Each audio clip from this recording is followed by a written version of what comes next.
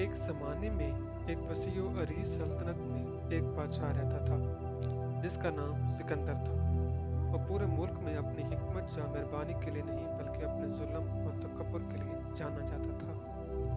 اس کا محل سورج کی طرح چمکتا تھا لیکن اس کا دل پتھر کی طرح سخت تھا۔ سکندر بادشاہ بہت ہی ظالم بادشاہ تھا۔ اس نے اپنے لوگوں پر بھاری ٹیکس لگائے، ان کی زمینیں چھین لی اور چھوٹی چھوٹی غلطیوں پر بھی سزا دیتا تھا۔ اس کی سلطنت بہت زیادہ امیر تھی لیکن اس کے لوگ بہت ہی غریب تھے۔ بادشاہ عیش و عشرت کی زندگی گزار رہا تھا لیکن اس کے رعایا بھوک کی وجہ سے مر رہی تھی۔ لیکن بادشاہ کی رعایا میں ایک غریب کسان تھا جس کا نام الیاس تھا۔ الیاس کے پاس زمین کے ایک ٹکڑے، چند اوزاروں، ایمانداری اور نرم دل کے علاوہ کچھ نہیں تھا۔ پوری رعایا بادشاہ کے ظلم کی وجہ سے بہت ناخوش تھی۔ وہ دل ہی دل میں بادشاہ کو برا بھلا کہتے تھے۔ الیاس ایک سخی دل انسان تھا۔ پورے گاؤں والے الیاس کو سخاوت کی وجہ سے بہت پسند کرتے تھے۔ ایک دن بادشاہ سکندر نے فرمان جاری کیا جس نے پوری سلطنت کو ہلا کر رکھ دیا۔ بادشاہ نے اعلان کیا، میں اپنے خزانے کے لیے مزید سونا چاہتا ہوں۔ بادشاہ نے کہا کہ ہر گاؤں کو اپنا ٹیکس دگنا کرنا چاہیے ورنہ میں ان کی زمینیں چھین لوں گا۔ لوگ پہلے ہی بادشاہ کے ظلم کی وجہ سے تباہ ہو چکے تھے۔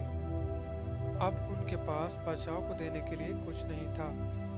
جب بادشاہ کے سپاہی الیاس کے گاؤں میں پہنچے تو لوگوں نے رحم کی بھیک مانگی، لیکن بادشاہ کے سپاہی لوگوں کی طرف دیکھ کر ہنستے رہے۔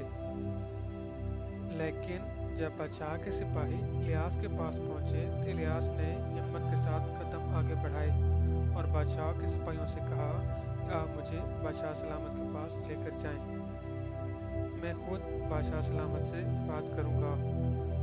الیاس کی بات سن کر پورے گاؤں والے بہت پریشان ہو گئے کہ بادشاہ بہت ظالم ہے، وہ الیاس کو کہیں نقصان نہ پہنچا دے۔ لیکن الیاس کو یقین تھا کہ ایک ظالم ترین حکمران سے بھی بات چیت کر کے مسئلے کو حل کیا جا سکتا ہے۔ بادشاہ کے سپاہی الیاس کو پکڑ کر بادشاہ کے محل میں لے کر گئے۔ الیاس عظیم الشان محل میں کھڑا بادشاہ کے بلند تخت کے سامنے چھوٹا لیکن ثابت قدم نظر آ رہا تھا۔ جب الیاس کو بادشاہ کے سامنے لایا گیا تو کنگ سکندر نے طنز کی نظروں سے الیاس کی طرف دیکھتے ہوئے بولا، تم کون ہوتے ہو مجھ سے بات کرنے والے؟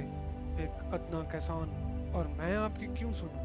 ایک غریب کسان بادشاہ کو آخر کیا پیش کر سکتا ہے؟ الیاس نے کہا، بادشاہ سلامت، میں ایک سادہ آدمی ہوں۔ میں آپ کی خدمت میں ایک درخواست لے کر آیا ہوں۔ میرے گاؤں کو نئے ٹیکسوں سے بچائیں، ہمارے پاس دینے کے لیے کچھ بھی نہیں ہے۔ بادشاہ سلامت، میں آپ کو سونا پیش تو نہیں کر سکتا، میں آپ کو سونا چاندی تو نہیں دے سکتا، لیکن میں آپ کی خدمت میں حکمت یعنی ایک سچا واقعہ پیش کرنا چاہتا ہوں۔ بہت اچھا کسان، اپنی کہانی بولو، لیکن اگر یہ مجھے پسند نہیں آئی تو میں آپ کا بہت برا حال کر دوں گا۔ بادشاہ سکندر نے الیاس کو قصہ سنانے کی اجازت دے دی۔ الیاس نے نہایت ہی معصومانہ انداز سے اپنی کہانی کا آغاز کیا۔ الیاس بولنے لگا، بادشاہ سلامت، ایک دفعہ جنگل میں ایک زبردست درخت تھا۔ اس کی شاخیں چوڑی، اس کے پتے سبز اور جڑیں گہری تھیں، لیکن یہ درخت ظالمانہ تھا۔ اس درخت نے مٹی کا سارا پانی اپنے اندر لے لیا تھا۔ اس درخت نے چھوٹے پودوں کو پینے کے لیے کوئی پانی نہیں چھوڑا۔ ایک دن جنگل میں ایک لکڑہارا آیا۔ اس عظیم درخت کو دیکھ کر اس نے سوچا، یہ درخت اپنے سوا کسی کے لیے اچھا نہیں ہے، اور اس طرح اس نے اسے کاٹ دیا۔ درخت ایک زبردست دھماکے کے ساتھ زمین پر گر گیا۔ درخت کے گرنے کی وجہ سے پہلی بار سورج کی روشنی چھوٹے پودوں تک پہنچی۔ بادشاہ سلامت، ایک حکمران ایک درخت کی طرح ہے، اور اگر آپ हमसे अपने लिए सब कुछ ले लोगे और हमें वापस कुछ नहीं दोगे तो आपकी बादशाही ख़त्म हो जाएगी। लेकिन अगर आप अपने लोगों का ख्याल रखेंगे तो आपकी सल्तनत एक जंगल की तरह फले फूलेगी